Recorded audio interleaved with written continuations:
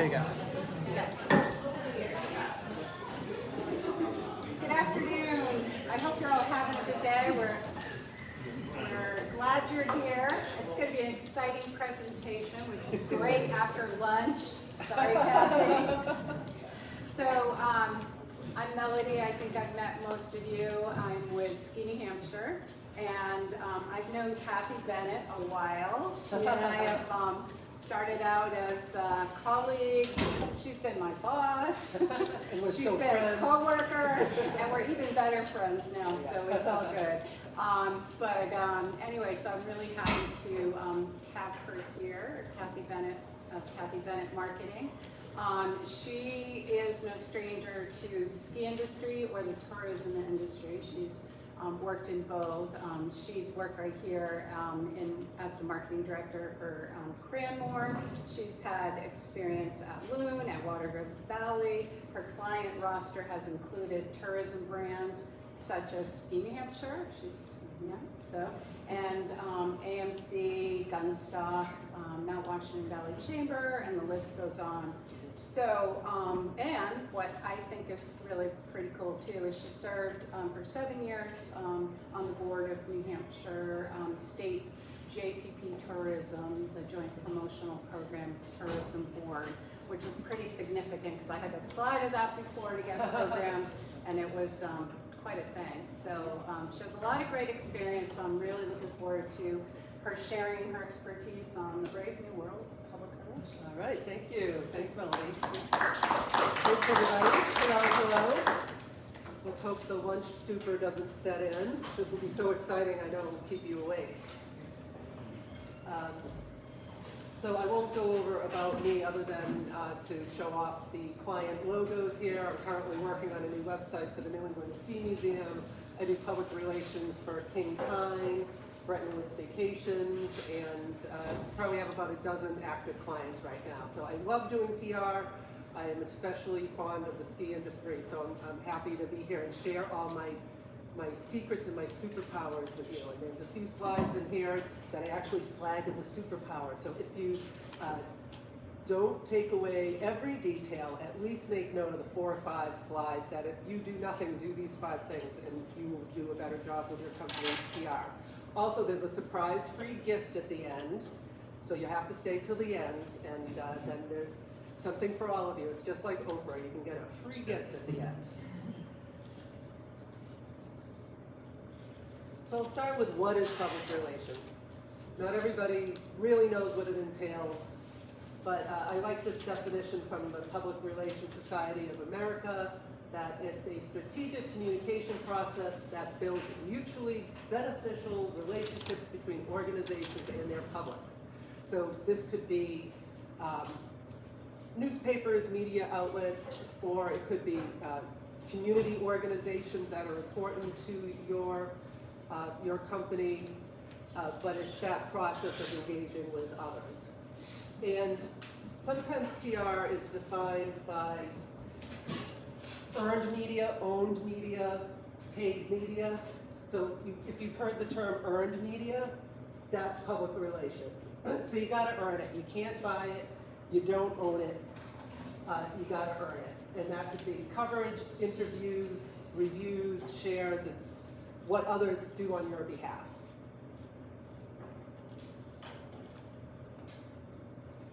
And Forrester Research, they're a big business research firm. They refer to it as companies replacing traditional paid media, so ads, see conversion rates of 5% on higher compared to traditional paid media of 1%. So public relations gives you greater credibility and greater engagement than going out and buying it. So it's worth the effort. And really, it's about trust. In case you haven't noticed, there's a lot going on out there, and social media has become more and more fractious and contentious. Traditional media is all but disappearing, whether it's traditional newspapers or broadcast media, the way that you used to consume television or whatever we call it nowadays, it's all changed. So public relations, that is that one-on-one communication that goes out to your public, is a more trusted resource than just about any other way of communicating.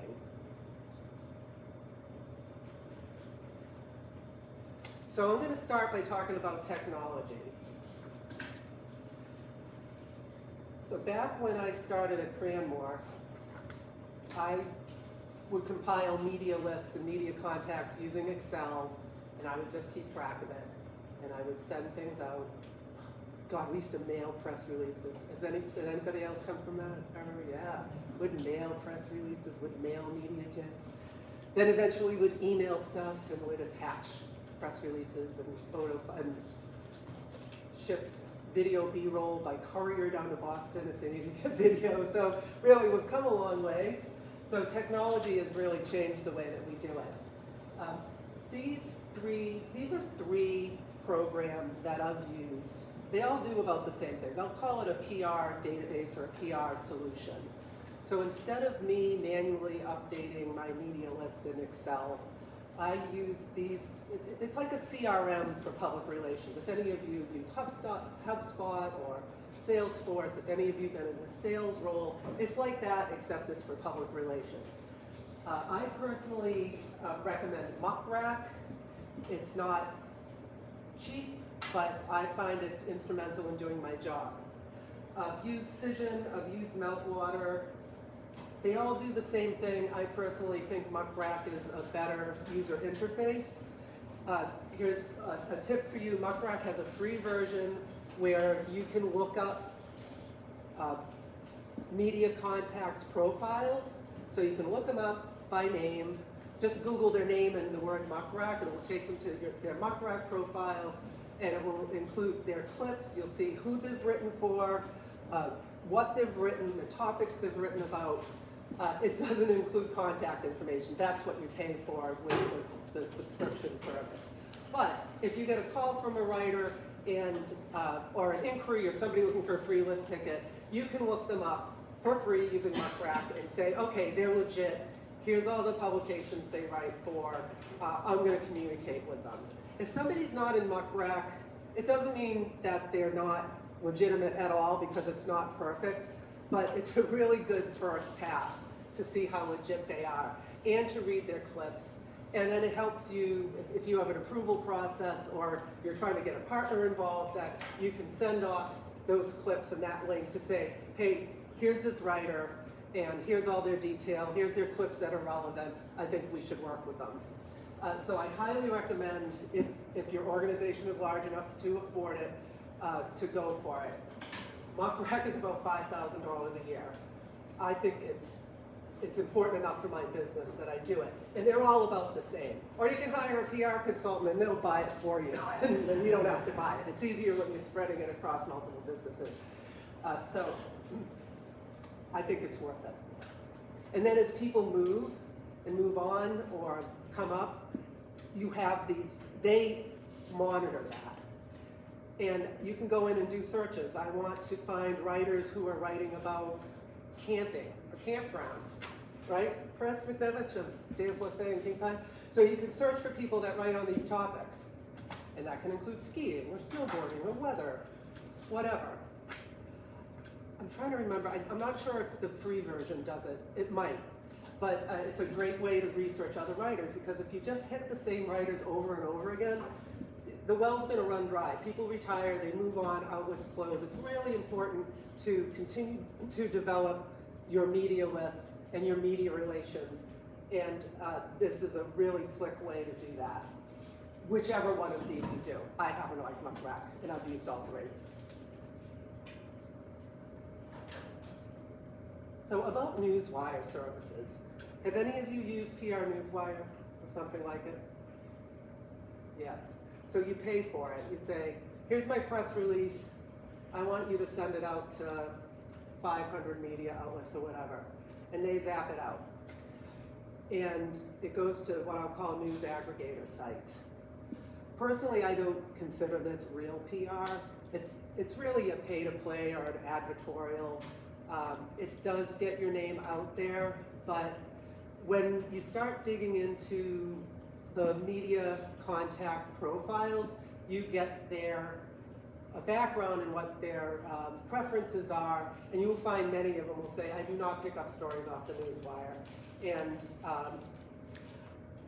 personally, I don't recommend it. It's expensive, it's not quality distribution, there's no relationship building, it's just pay to play.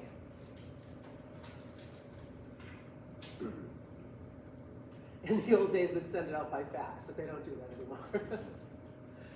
So what about AI? So we all hear about AI, about everything, right? Well, I do use AI in my everyday job. So I'm going to talk about the state of the union with AI and PR, and then good uses of it and not great uses of it. So media outlets and writers are being flooded with AI pitches.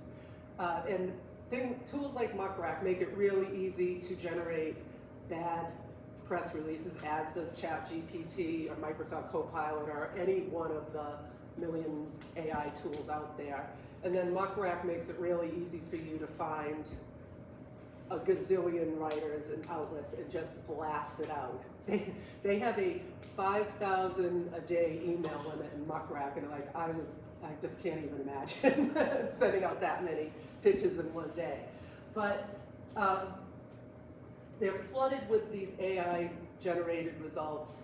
Their inboxes are flooded, and the pitches written by AI are being flagged. So this is a pitch service that I use. I'm going to get into this in a minute. And you can see that says check for AI. So I sent a pitch to this writer, House Beautiful, who was looking for RV travelers, looking for gorgeous places to park your RV. And I wrote it myself, but this writer can check it for AI, and I can check it for AI before I send it, because if it's AI, it might never make their inbox, they might automatically discard it. So if you use AI as a tool, I'm getting ahead of myself, but you can, I have to say it, you can go to 0 GPT and run anything you've written through it to have it and it will highlight text that's going to be flagged as AI. Sometimes I'll get, so I do public relations for the Mount Washington Valley Chamber of Commerce, so I'll get submissions from members. I'll get a lot of information. And who knows how they're generating their content, right? So I don't want my press release flagged because somebody else wrote it in AI. So I'll run it through 0 GPT and see what phrases are flagged, and then I'll edit it and send it that way. Sounds like a lot of work before I just write it. So I use it judiciously, but if I've compiled information from a lot of writers, it's a good idea to use 0 GPT. And that also has a free and a paid version.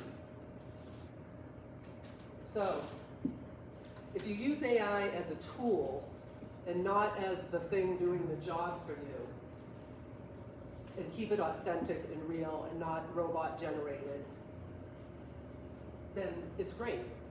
I've been able to make new relationships with writers I never knew before because I researched a topic. Like I'm working with Chris McNevich right now on something for a campground, and I don't have any contacts in campgrounds, you know. So I found a writer through an outlet with 1 million followers called Camper Girl, and we have them visiting us this fall, and they're going to write about us. And so it really is a great tool if you use it right.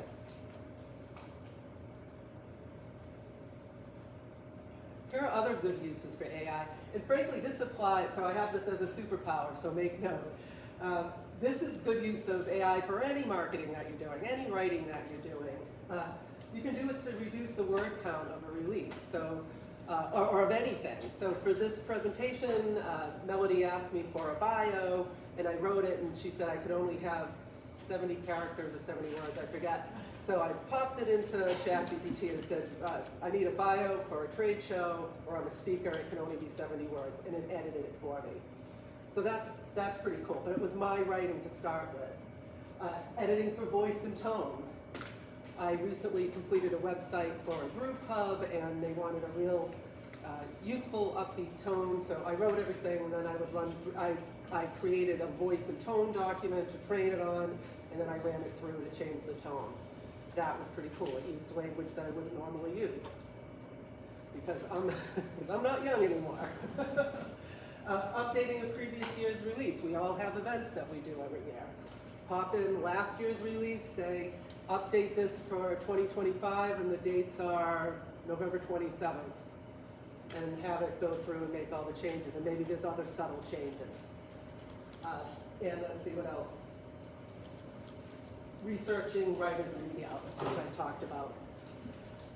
So there's ways that you can use it, much like you might use an intern or an assistant or an entry-level worker. And I'm a one-man band, so I find it really useful to have it.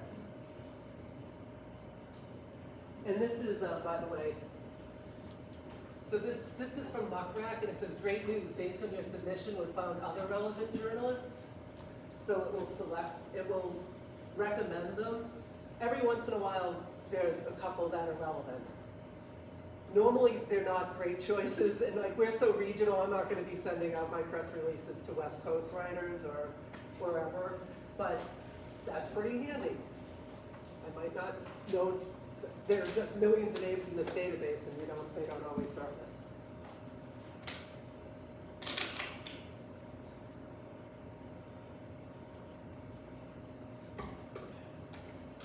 Now we're going to talk about bad use of AI.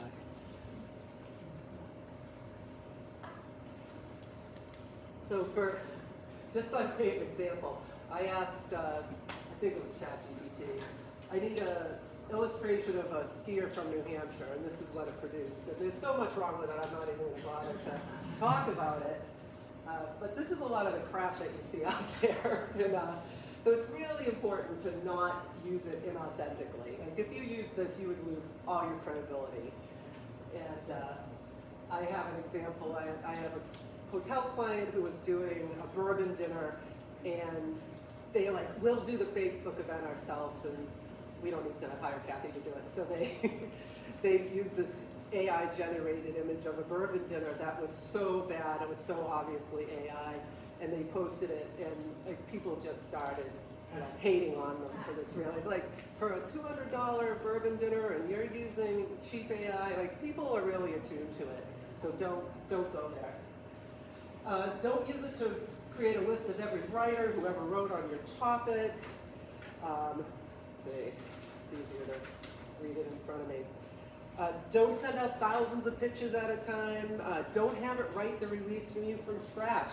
Just for chuckles, I asked it to write a press release on romantic inns in North Conway or Mount Washington Valley, and it included inns that closed a decade ago, and it had really generic text. Like, don't start from scratch. Use it to edit and modify. You've got to review it for accuracy. It is so riddled with errors, whether it's straight out hallucinating or just like, where did that come from? It's really prone to errors, and then AI-generated images for PR use. I just don't recommend it. So enough about technology.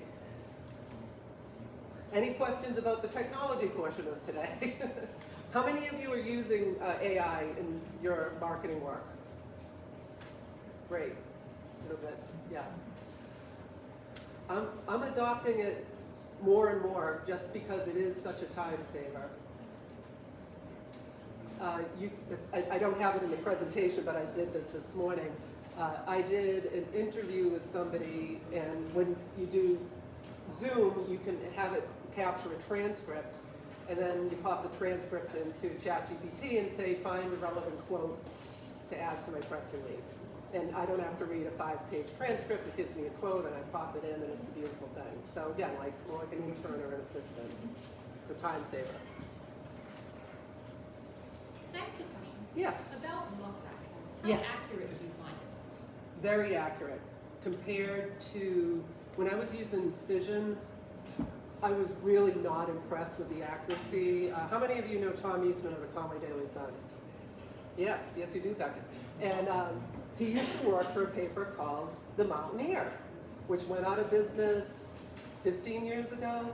As of 5 years ago, they were still listing him at the Mountaineer. They were still listing the Mountaineer as an ongoing concern, and they were still listing Tom Eastman as a writer for that paper instead of the Conway Sun. That's just one tiny example, and I'm just not finding that as much with Muck Rack. Because my information has always been incorrect in that. Really? Huh. For all the years in TV news, it's never correct. Huh. You mean about you personally, Not because me you personally. were So that's the a number one way reporter, to check, right? Right. And- Do you maintain a profile for yourself? Did you actively maintain your profile? So there is the ability for writers or broadcasters to maintain their own profile in addition to their own research. I never invested in that, but I would see every Yeah. once in a while, I look at it, I'm like, you're never right. Okay, So I well, was you just can, wondering. you don't have to pay to update your profile, just as an FYI, even though that's not what So you're I doing guess I'm now. wondering how many people were more like me that haven't done that. So if you're. Yeah, yeah, I mean, it's tweeting all, data is tough. Relatively speaking, I found Muck Rack more accurate than Cision, more accurate than me, like, keeping track of it, and, because the list is so much smaller. So, where do you start? You need a good story. And with the many years I spent in the ski industry and travel and tourism, one would ask for, well, what's new for this coming season? You get the result, the input in, and some years it's just not a lot going on, and you might hear, well, we're painting our lift towers. And that is really important maintenance, and it is not a story. And I don't care how you spin it. Like, maybe you can aggregate everything that you're spending with the lift towers as part of it, but the lift towers alone, like, that's not a story. Unless maybe you had a lift accident and then you had to pay your towers, I don't know. Not that that ever happens. Haha. No, it's quite the opposite, actually. Yeah. If you have a lift accident, you actually need to take some of the paint off your Ah. tires. Of course, because you have to see if there's cracks and all that good stuff, right? And then you have to paint it. Sounds like you know more about that topic than I do. Make you go pink. Yeah. So that's one of your stories. If What- you actually. If it's a talk- safety If thing. it's a safety thing, the Right. process you go through to ensure that it's no longer an issue is a story. There you go. That's a great example. That is true. It tends to be more just routine maintenance, but that's a good example. So what's your story? And these are just perennial. Sometimes it's big things like you're installing a new lift and you're cutting a new blade, like those, yay, those are great years that we have things like that. But I don't care what your business is, you can probably come up with something in these categories. What's new? Events, anniversaries. I don't know why, but anniversaries are really big. So anything ending with a 5 or a 0, it almost doesn't matter what it is. Deals, packages, and then romance is perennial. And like around February, which is great for the ski industry, it's huge. You should always have something romantic going on. I don't care if you're just hiding hearts around the mountain or you're partnering with a local inn for a ski and stay package for Valentine's Day, or a family, what do you have going on for the family? Something that's kid or family focused. And then women-only packages. There was an awful lot around women's snow sports lessons and things like that. So if you have, we're going to talk about a media kit in a minute. So having those 1, 2, 3, 4, 5, 6, 7, 8, like these 8 categories covered, you will be ready when those queries come in. For whatever reason, I see these over and over and over again in our industry. Have any of you seen these sort of patterns and what you've done? Yes, yes, good. And this is an example of $4 ticket rollback day that King Pine's been doing that just gets picked up everywhere. We used to do it at Cranmore, right? It started there. Coincidence, yes. Are you seeing any lifestyle type of things that are not so tied necessarily to the business service, like sustainability? Yeah, definitely, definitely. Yes, that's a really good point. Pet center stuff. Yeah, dog friendly. I mean, skiers aren't necessarily big into dogs on the slopes, but yeah, pet friendly. Cranmore we had biodiesel day. We were so far ahead of our time. And we got a grant to pilot fueling our snowcats with biofuel. And it was kind of a big deal. And we were the first to do it, and we proved that you could use biofuel in a cold environment. So then we started doing biodiesel day, and people would show up in their Priuses and they'd get a free lift ticket. So we got a lot of press. That was perennial. That we got PR for that for years. So that's a really good point. Or LGBTQ packages, or events, or dates, all of that. It seems too that now people want to know how you're keeping your price points just based on what's going on in. Yeah, So definitely. Are you going up next season? How are you keeping things affordable for families? It seems to be a big focus of what media wants to know. For sure, and I have an example of that coming up. You're absolutely right. It's not a cheap sport, and nothing's getting cheaper. So that's really important. And I bet just about every skier in this room can think of at least one way that people and families, skiers in general, and snowboarders, can ski inexpensively if they're willing to go at a certain time or date. So other stories. Leadership changes are big. I'm always surprised how far those get distributed. Ownership changes, always big news in the ski business. Holiday and vacation period previews.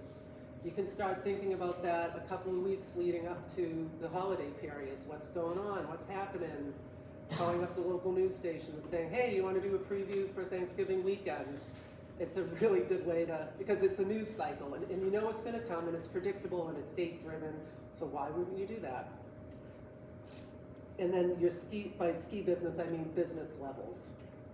You know, what's going on.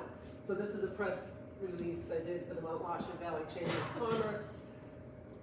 February vacation week, business gains were modest for the period, but we had a huge Nordic race at Jackson Ski Touring. We got this fantastic photo from Ellen Chandler. Is she here? Nope. So it gets picked up because it's news.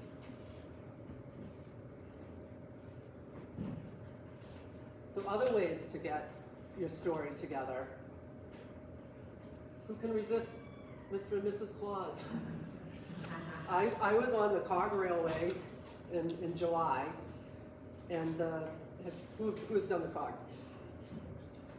That's it. The Cog's awesome. It's a lot of fun.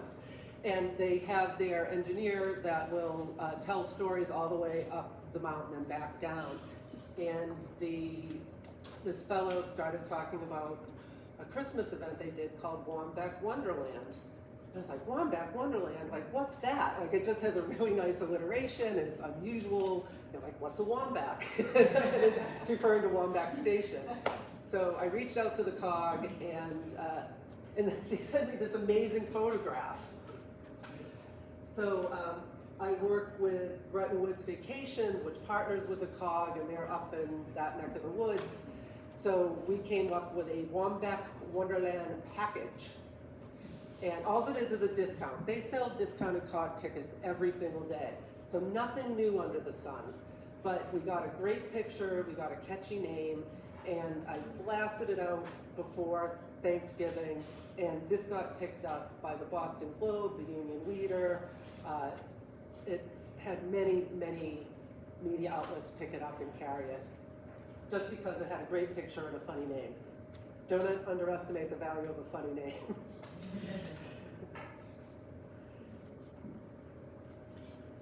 So this is another superpower. Good photos. Worth the weight in gold. Invest in a photo library.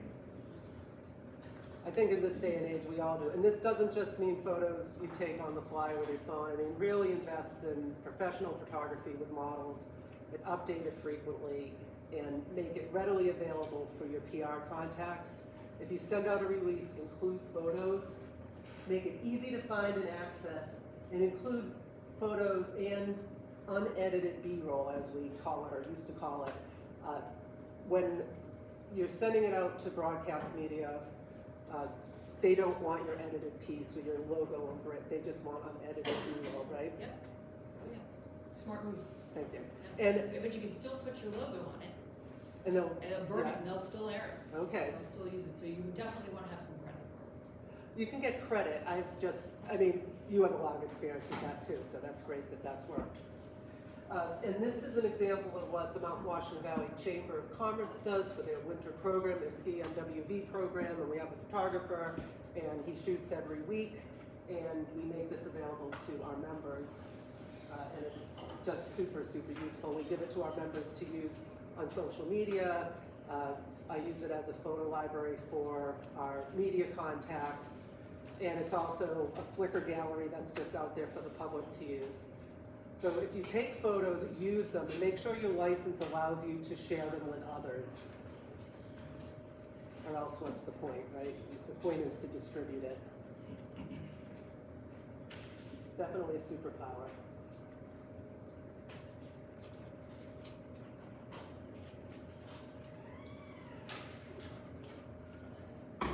So what do you put in your pitch? And by the way, I use the term pitch and press release interchangeable. They're a little different. A pitch could just be a couple of paragraphs, even without a photo. Like if there's a writer that I know would be interested in something and I'm not quite ready to write a full release, I might just say, hey, I'm gonna be sending information on a winter package called the Wombat Wonderland. Do you wanna hear about it? And then it's like, oh, what's that? And it's a way to just start the conversation, even if you're not ready for a full court press on it. And a press release tends to be a longer format that's written more like a formal press release. So research your media and the contact, and by that I mean know what they write about, know what's interesting to them. If they write about New Hampshire's North Country, you want your pitch to say, hey, I noticed that you're writing about Coos County, and because of that, you should know about something that the COG's doing. They have this Christmas event called the Wombat Wonderland. So you connect the dots to make it easy for them to see why they're getting it and why it's personal and relevant and authentic and not AI generated. That it's something that I am talking to you, Michelle Cruz back there, I'm talking to you to say, this is a personal message to you.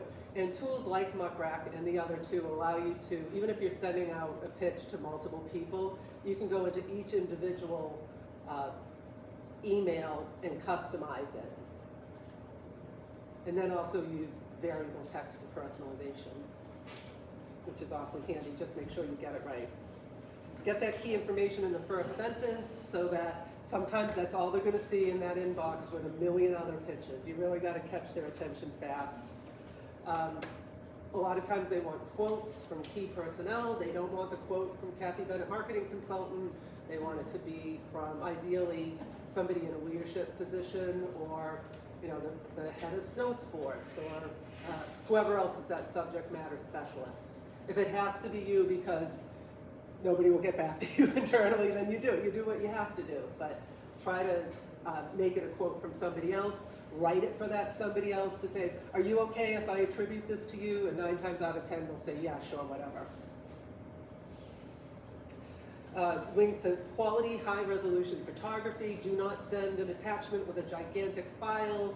I personally upload it into Drive and give a link, or you can give a link to a Flickr gallery, just anything that they can open and access easily. And don't forget the obvious. Who are you? What's your business name? Where are you located?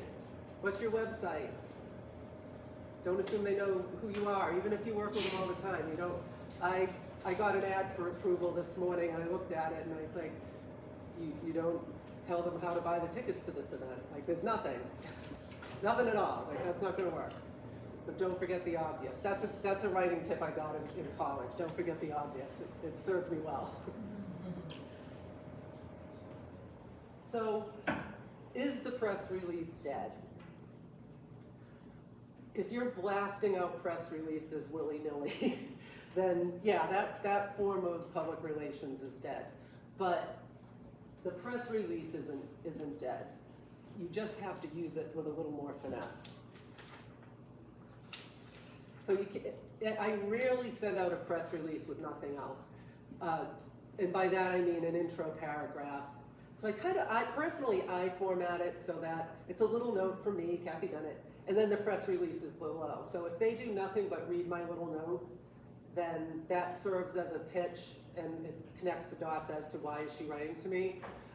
But it's some sort of connection, unless it's a release that, like I know that when the chamber does their post-holiday business survey, the Conway Sun is expecting that, and I'm just gonna zap that out to them, and there's not gonna be a love note for me starting it out, they're just gonna get it.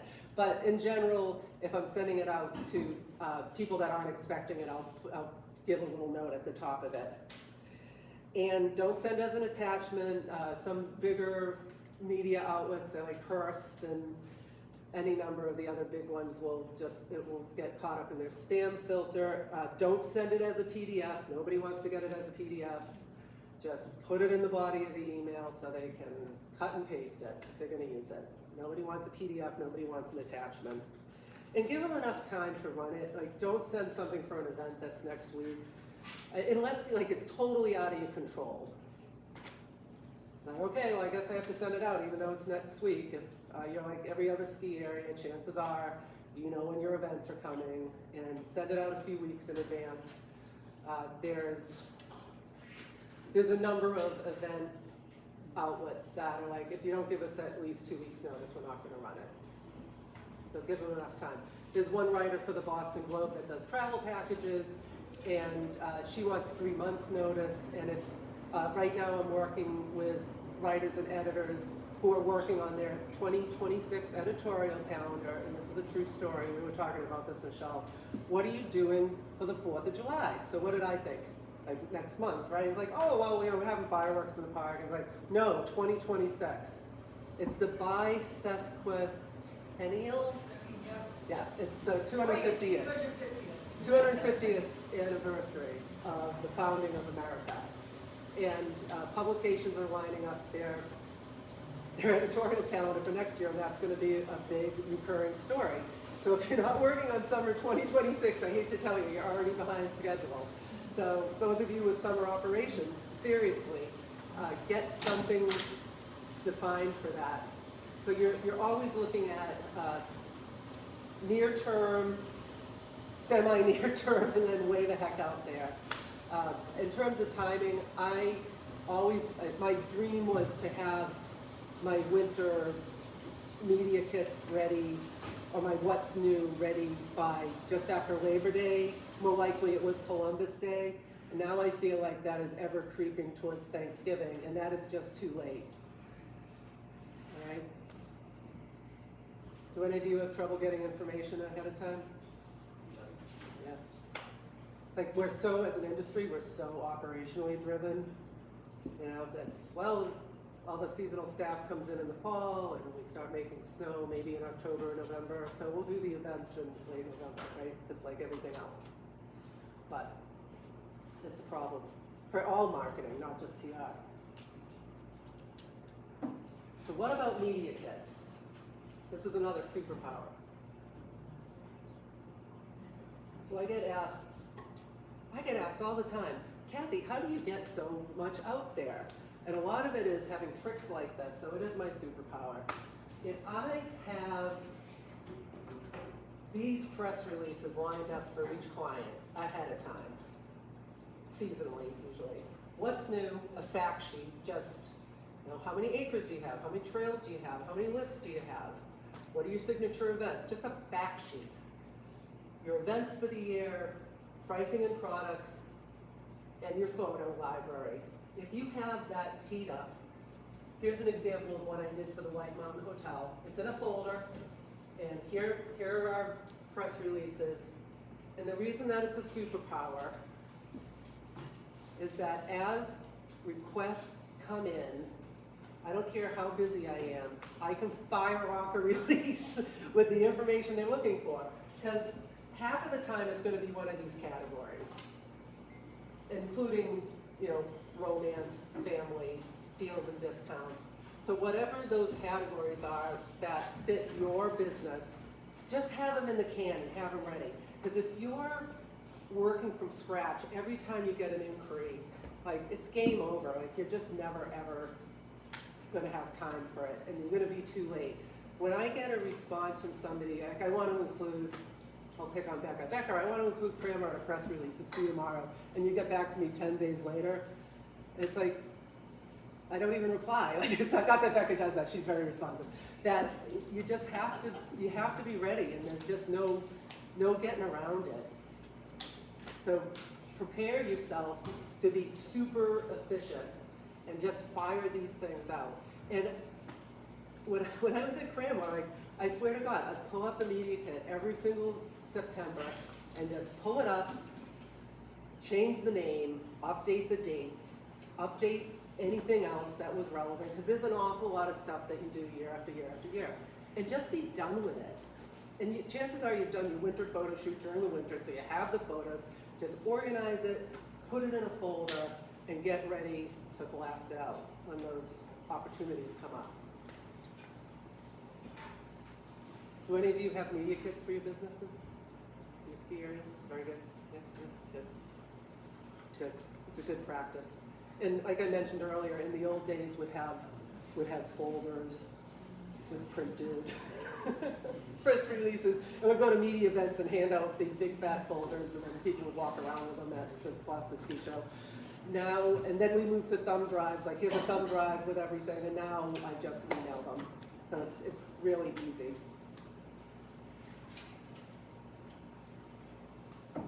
So newsjacking. Anybody heard the term newsjacking before?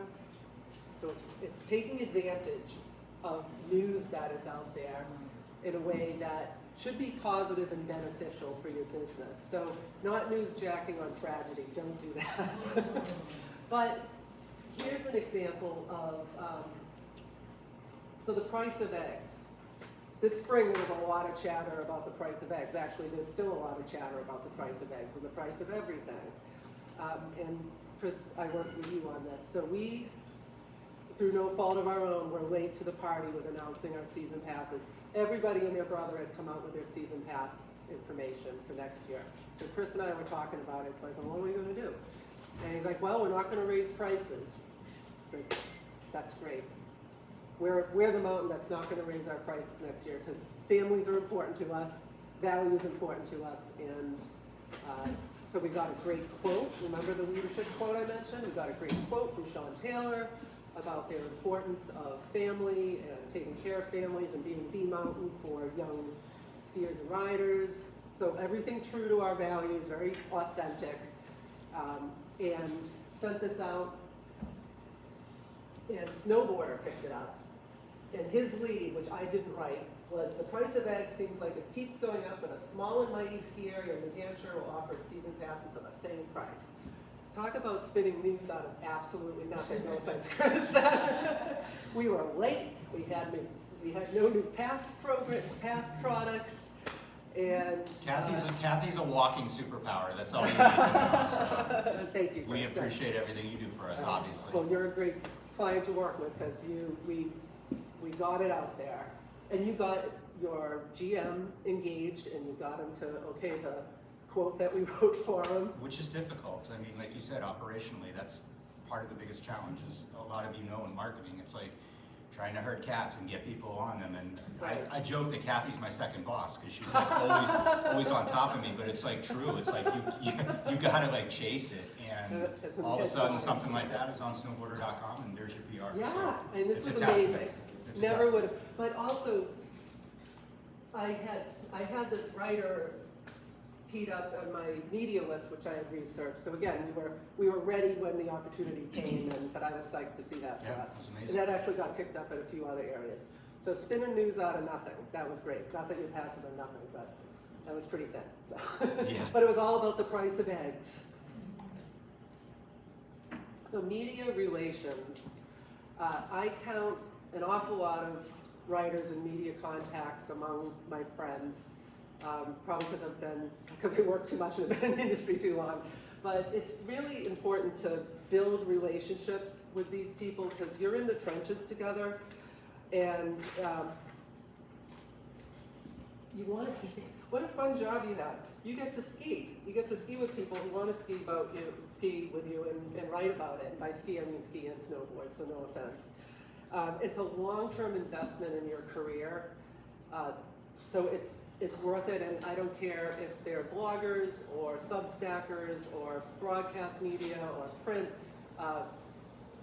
It's about being a trusted source of information for people.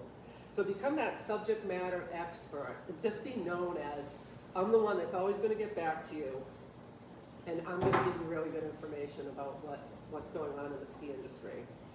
And gather those contacts at trade shows. That face-to-face stuff is so important. Like, it's great to have muck rack and AI-generated lists, but there's nothing like having a beer with somebody in the Meister hut and trading cards and then sending them a note afterwards, and then I sock them onto my media list. And they don't know what hit them. So it's just a way, and it's the same way for sales, really. It's just like sales. And then stay in touch even when you don't have an ask. It is just like sales in that you don't want to get somebody's contact, act all friendly, and then hit them up for something. Like, it's kind of finesse it, and we're going to talk about some ways you can do that. This was a, Jen, you might remember this. Gun stock. That's you.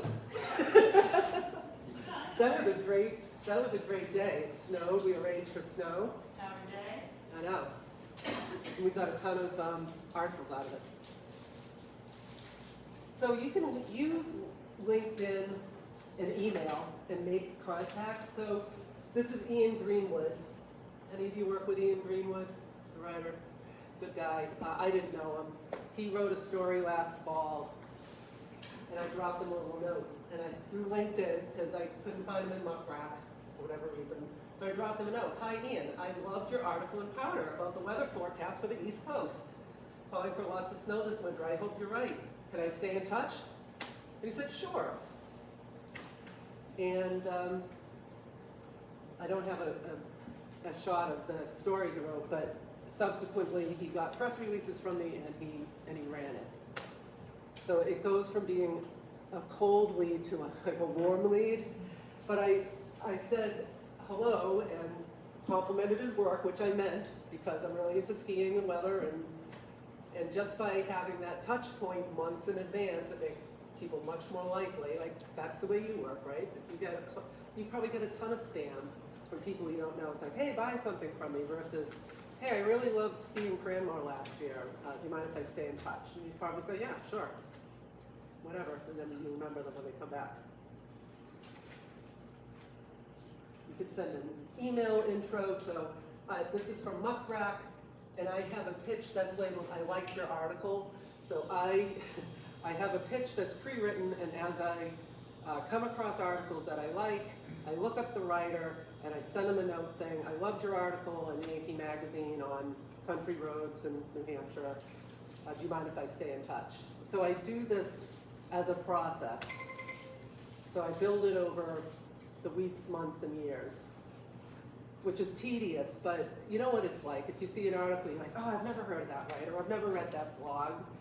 And then when you go to send out your release, it's gone. You don't remember, and you haven't warmed them up, you haven't introduced yourself, and all of a sudden you're asking them to run something if you even do remember it. So it's a process. So it's really worth warming them up, and then I have this running list of people that I've contacted that have preemptively warmed up.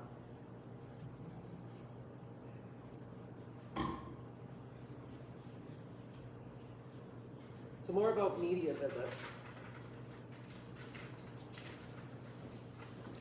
Especially for broadcast. I'll look at you again, Celine. They're working on tight schedules, no budget, and no manpower. So when you get a call from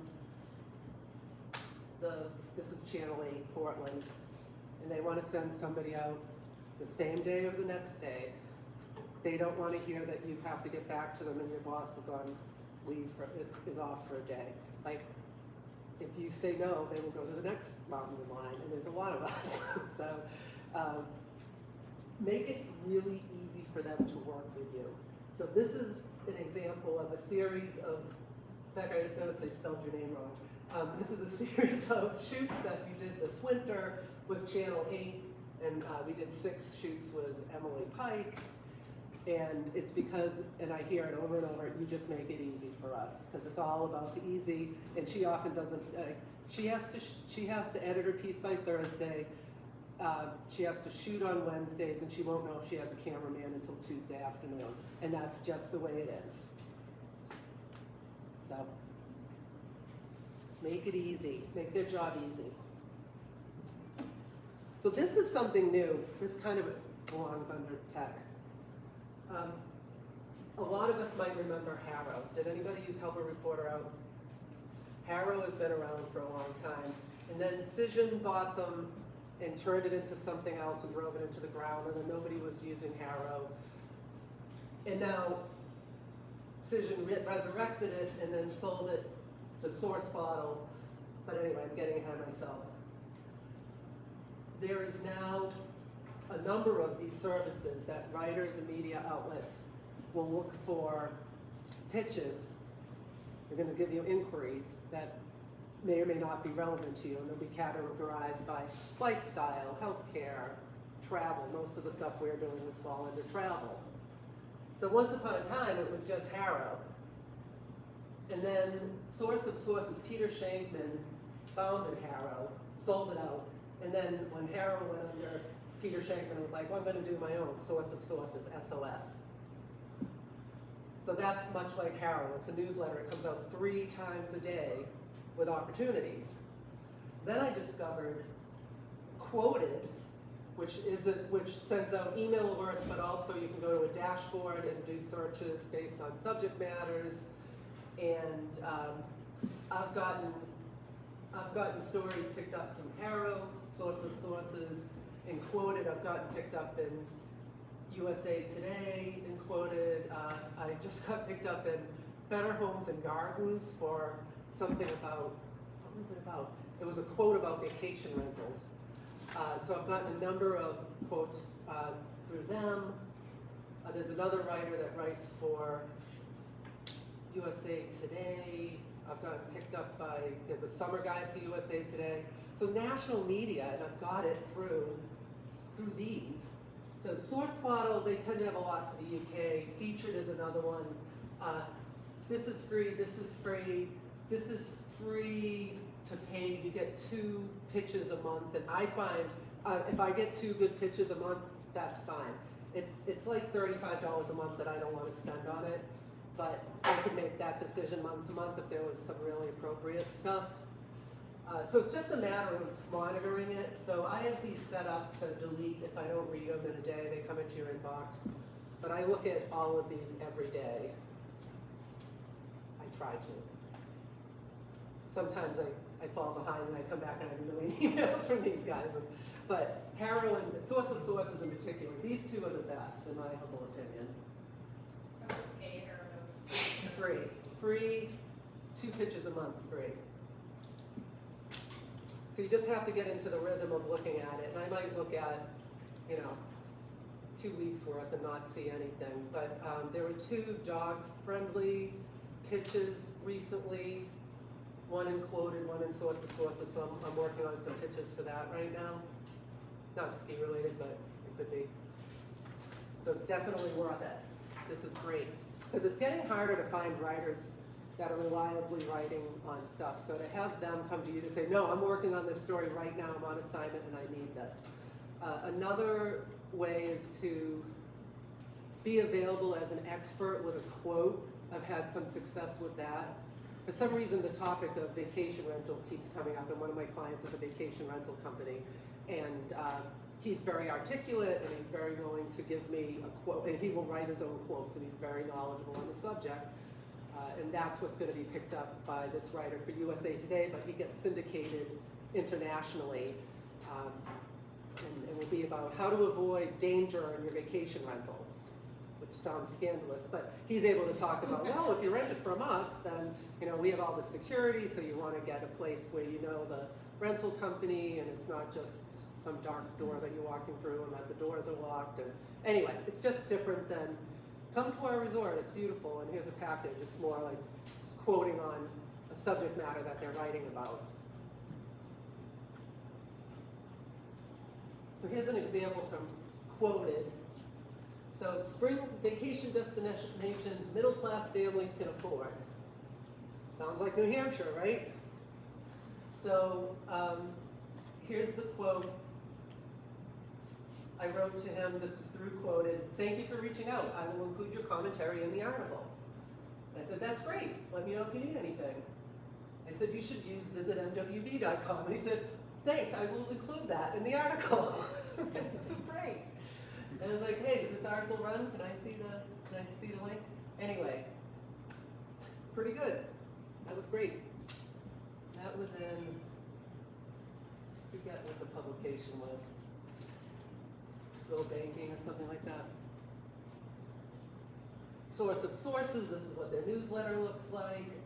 It's indexed by category, so you don't have to go through all of them, but sometimes there'll be some oddball ones that are kind of related.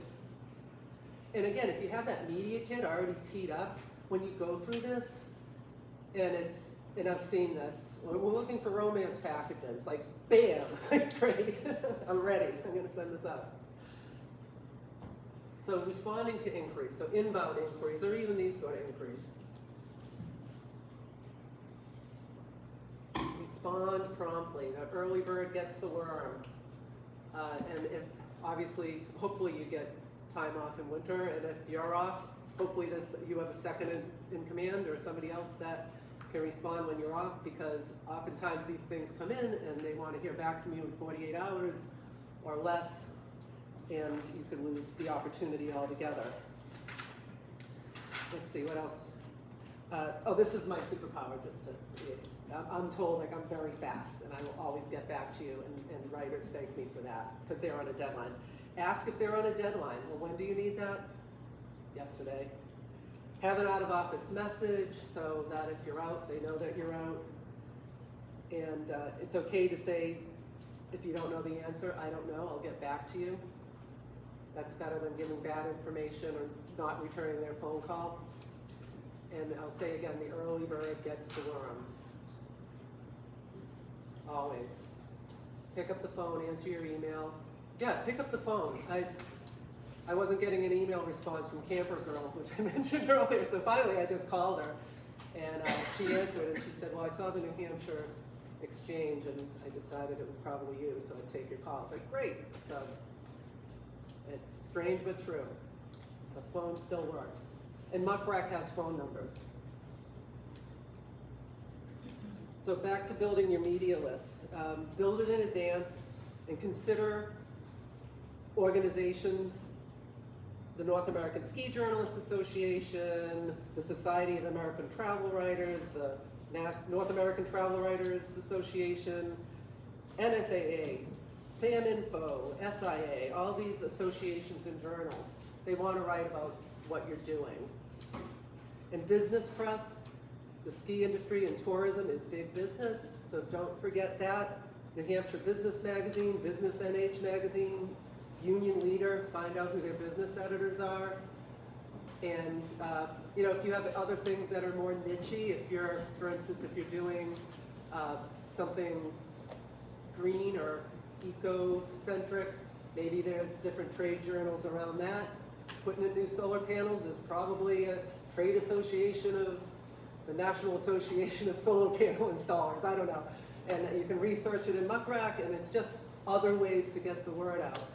If you have when I worked here, I found out a writer I was working with also wrote the alumni magazine for the college I graduated from. So I said, hey, do you want to do a profile on me? I'm doing this really cool job at Cranmore, and he wrote a 3-page article about me that ran it. I mean, it's not about self-promotion, but that could be if you have a new GM, well, where did he go to school? And send it to his alumni magazine, send it to his hometown newspaper, or her, excuse me.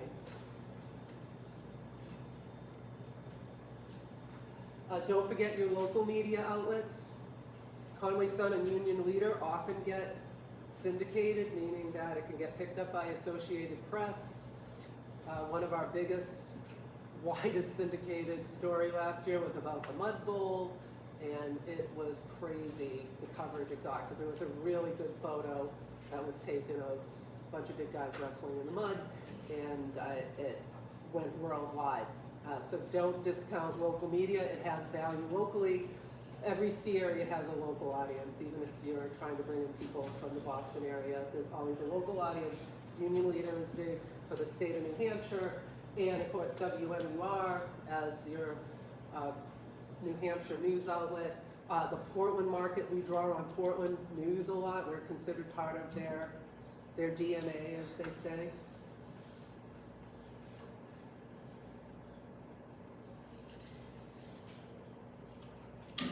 So distribution, we already talked about using services like Muck Rack. If you can't use Muck Rack, don't feel bad about yourself. You can also use Constant Contact or MailChimp or HubSpot or Salesforce. I don't recommend using Outlook. You can get your domain blacklisted, and that is a bad thing if you're trying to send it out to hundreds of people. So MailChimp has a free version. Constant Contact is relatively cheap. It lets people do a one-click unsubscribe. It lets you track opens. It's a beautiful thing to see when people open your emails and click on your emails, and that way you know this writer opened my email, read it, and clicked on the photo link. And then I could follow up and say, hey, do you need anything else? You don't have to say, I saw you open my email, because that's creepy, but you can still keep track of it, and it's just really good. And if you're using Outlook or Gmail, if you insist on doing that, even though I told you not to, put it as a BCC, because if somebody hits reply all, it's a bad thing and it just doesn't look professional. And that is just life advice for me. Just use that for everything. And set up your email, test it, proofread it. It has to be perfect. There's nothing worse in the world than sending out a press release with a broken link in it. I had a really bad day last year where there was a problem with Muck Rack and it converted the links incorrectly. It totally wasn't my fault, other than I sent out a release with a link to the photo files, those skiing photos I showed you earlier. Sent it out, link didn't work. Sent it out a second time, tested it, worked for me, link didn't work. I just wanted to die, so I tested a lot. So here's a few case studies, and I have a few case studies, and then we're going to do a Ask Me Anything Q&A, if you're not all sick of hearing from me. So the Storm Skiing podcast, who listens to this? Storm Skiing podcast? Pretty interesting stuff. We did a media day at Gunstock and King Pine. We invited Stuart Winchester. He interviewed Tom Day, and actually this was a really interesting podcast where Tom talked about the incident with the Gunstock Area Commission. I'm sure Jen has blocked it out of her memory. Sorry. But it's a really interesting podcast, and I think that was a very popular podcast. Here's another one I mentioned earlier, bloggers and Substackers. There's a mum blogger, Nicole Feliciano. She came to the media day with Gunstock and King Pine. She put us in her e-newsletter, her social, her podcast, and a year and a half later, she put it in as a Substack article. So it's the gift that keeps on giving. Like, invite writers to your resort. Make it easy for them to do business with you. And don't expect it right away. It could literally take a year or two. It happens. So the PR is a long game. I'll say that a lot. Don't do PR and expect results instantly. If you want that, buy an ad. PR is the long game. This was a good one, Good Morning America. We just sent out video B-roll, and when I first got Muck Rack, I decided to swing big. I was like, well, I'm just not going to go for New England. So I looked for some national, in this case, weather contacts, and I couldn't believe it the first time I did it. Good Morning America picked it up. It was just amazing. So that was exciting. 3.8 million viewership. I earned my pay that day. Here's another case study, Boston Herald, Maura McCarthy, we all know and love her. She was a Ski New Hampshire Media Person of the Year last year. And in this case, she called me, I want to come up to North Conway and do a pre-Christmas wrap-up, and got her to write about multiple hotels, and she wrote this story. That was an inbound inquiry with somebody I built a relationship over the years.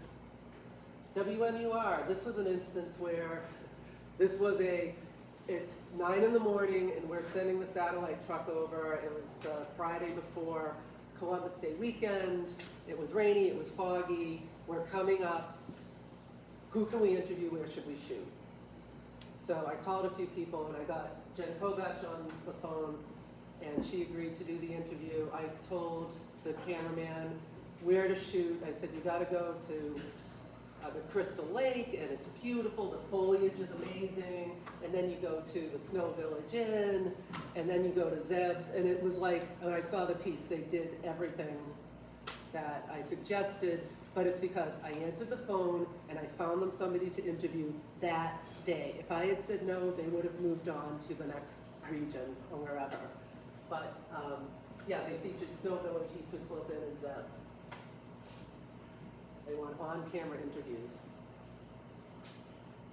So here's a picture of me and Melody skiing at Gunstock last year. I just want to open up the floor to questions, ask me anything. And then we're going to get to the surprise free gift. I have a comment. Okay, thank you, Michelle. I just want to say, because when I worked at the Chamber of Commerce and worked with Kathy, she's a go-getter, she's a guru, and you can tell from this presentation non-stop. So if there's any questions to ask, I mean, there are times she's calling me on weekends, I'm like, I'm on today. You're not up. I'm like, you're right, I'm not. She's your boss too. Yeah. Yeah, she's your boss too. Yeah. Oh, yeah. I mean, and clearly numbers went up. Clearly our reach it was happening.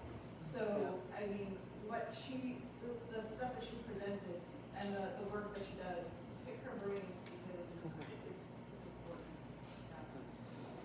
And the best thing is, there's a lot of this that you can do. Even I know what you're up against. I know what it's like working at a ski area and being a marketer or at any other position. It just feels like a giant ball is rolling down, a rock is rolling down the hill at you as the fall approaches.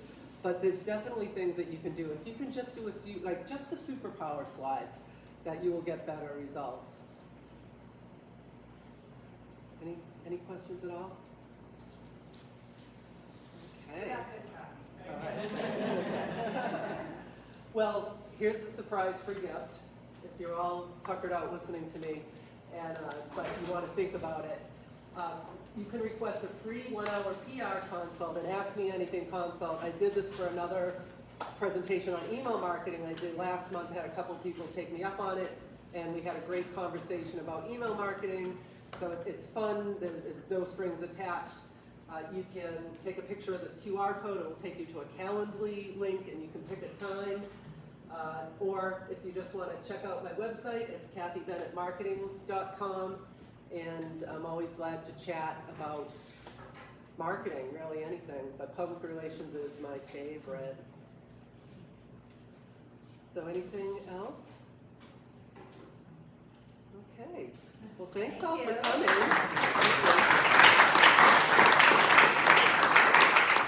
The last thing is there is a sign-in sheet, and if you put your email address there, I will spam you forever. No, I will send you this presentation deck, okay? So please sign up.